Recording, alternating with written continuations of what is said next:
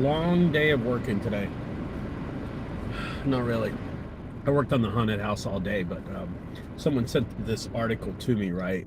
And I couldn't help but read it. And then I said, oh, man, I'm going to read it and go live about it and tell people about it. So from 2015 to 2020, if you've ever heard of the franchise called J-Dog, they are a veteran-owned franchise junk removal company, right? And I think a lot of us have heard of them in the past. I rarely see them around, and I know I beat the shit out of these guys in my area. I mean, I know I'm like kicking them around. But these are like the lowest of the lowest junk removal services, I think. But supposedly, J-Dog from 2015 to 2022, they have opened over 344 franchises. 344 from that span. That's a lot, dude. That's a lot of money. And out of those 344, get this, 224 of them have either been transferred or terminated.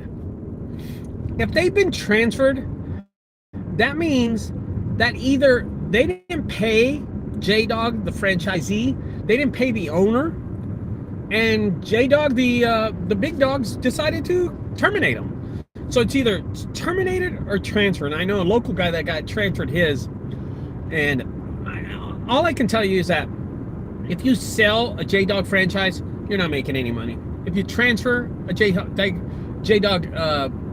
franchise, you're not making any money. And if you get terminated, which means you filed for bankruptcy, then you're not making any money. Any which way, there's not an actual way that you can have one of these franchises with J-Dog and actually make any money. Did you know this stat? Because I looked this stuff up before I did this video, but do you know what the average, and I couldn't believe this, did you know what the average J-Dog franchisor makes? Between $58,000 to $68,000 in its first 2 years in business. Dude, I can go work at McDonald's as a manager and make that much. Managers at McDonald's make $65,000. Yeah, seriously, they really do. And just hearing that, I'm like, who would want to own a franchise with J for making that much money, right? You could work anywhere. You could be a school teacher and make that much. I think my brother makes like $55,000 as a school teacher. That's almost as much as the J-Dog franchisee does. Franchisor. Regardless, 224 out of those 344 called it quits. When you transfer ownership, I want everybody to understand this. When you transfer ownership of your business, the reason you're moving your business and getting rid of your business is because you're not making any fucking money in the place. You're not making any money regardless. So you're getting rid of your business. You're like, hey, dude, take over my business. Come on, dude, it's really successful. Trust me, bro, you're going to make a lot of money. No, it's like, hey, bro, why don't you give it a shot? Listen, I'm breaking even every month. Maybe you could do it. That's what you're really doing. You're not making much money. Transfership of ownership of a J-Dog franchise. That's probably what's going on.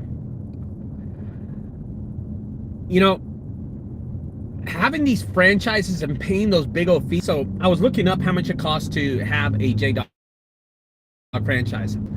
So in 2015, you could buy a J-Dog franchise for $65,000. In 2022, if you wanted to buy a J-Dog franchise, it'll run you between $75,000 to $130,000, depending on what you get. And I was just blown away by it. Jesus, if I had a $75,000 to $130,000 in the bank, you know what I would do is buy me a house, bro. Buy me another house. That's what I would do. So, I can't believe. Now, the story that got sent to me was not about that. It was not about that at all. It was about a guy that was a veteran. God bless his soul, but he was a veteran for the Army. The Marines, I'm sorry. He was a Marine veteran. And he owned a franchise in 2019 And his franchise that he bought from J-Dog wasn't that successful. In 2019, he tried to run his business for the first year. It wasn't successful at all. So he called up the company and he said, hey guys, it's not working out. What do I do? And they didn't really give him any leads or anything like that. And they terminated his J-Dog franchise. With that going on and not having any money, it put a strain on his relationship with his wife. And his wife and him were having marital problems because he wasn't the main money guy in the house. You know what I mean? He wasn't supporting her. So it caused a lot of... So this is a true story. He's named Dan DeWitt. And Dan was having marital problems. He was having problems with the franchise owners. So his wife files for divorce. 2 days later, when his divorce was final, he ends up killing his wife and then killing himself and leaves 2 children as orphans. Can you believe that? So these franchises can cause... Now, he wrote a letter before he died, and he said that his main reason for this was the failure of his franchise, and he blames J-Dog for this. And I was just like blown away by that. I was like reading the article. I was like, damn, bro. Now you have to look it up, guys. Dan DeWitt files murder-suicide. Kills his wife and then kills himself. And you could get more ideas of the story. I don't want to give a lot of detail because I don't remember a lot of it reading it.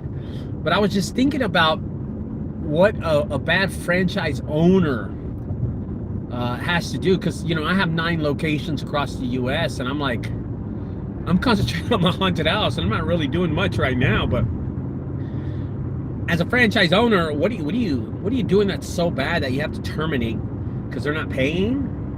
You have to terminate someone's contract? I mean, come on, man. People struggle. And to pay those monthly fees and stuff, and there's so many fees and so many clauses and so many abiding contracts that you have to go with in this whole thing of owning a franchise. There's percentages that you have to pay every month, and then every year you have to pay an increase, and the only person making money off these things are the franchise owners, not the franchisees.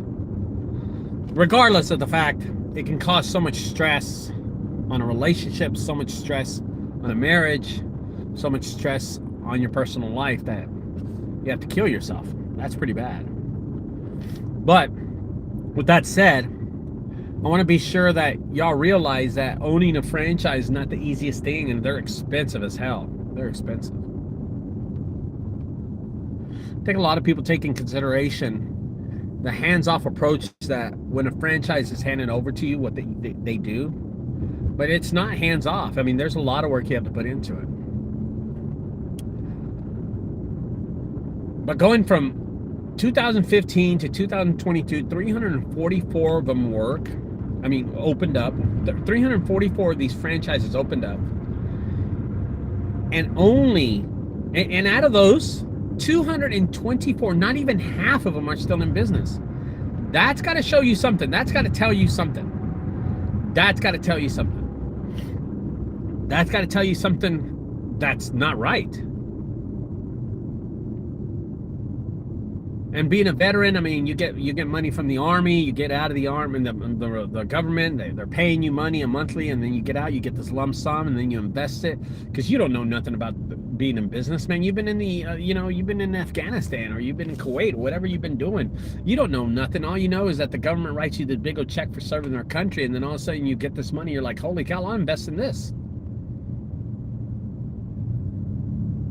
And they make all the money, not you. Anyway, I thought I'd bring that up. The article was sent to me in just a while ago. So 3 years ago, this guy takes his life because his franchise didn't work out. So be careful, guys. If you're thinking of paying these big 1-800s or J-Dogs or Junk Kings franchises, be careful, man. Stuff like that could happen. Stuff like that could happen. And on the side note, I want to say that our haunted house is open. Our haunted house is a haunted house located at 2700 Sylvan Avenue. Open every weekend, Friday and Saturday in October from 8 p.m. to 1 a.m. If you want to get your scare on, come on out, guys. We're looking forward to seeing you. Tickets are only $20. If you're in the area, come out and see it. Now, if you're not in the area, I'm going to tell you something. Our Junk Summit, our version of Junk Con, well, their version of Junk Summit, actually. The Dallas Junk Removal Summit is coming in 2024. March 2024 here in Dallas, Texas. Come on, come on. Coming down here to Dallas, Texas, learn a little. If you are a business owner in junk removal, you want to join this industry, then this is the place to do it, man. Be an entrepreneur. Learn from other people. Learn how to run a business and learn how to be successful. And I'm going to put on my shades because it is bright out here. All right, guys, I will talk to y'all later. Don't forget to subscribe to my channel, my YouTube channel. I will talk to y'all later. Adios. Bye-bye, guys.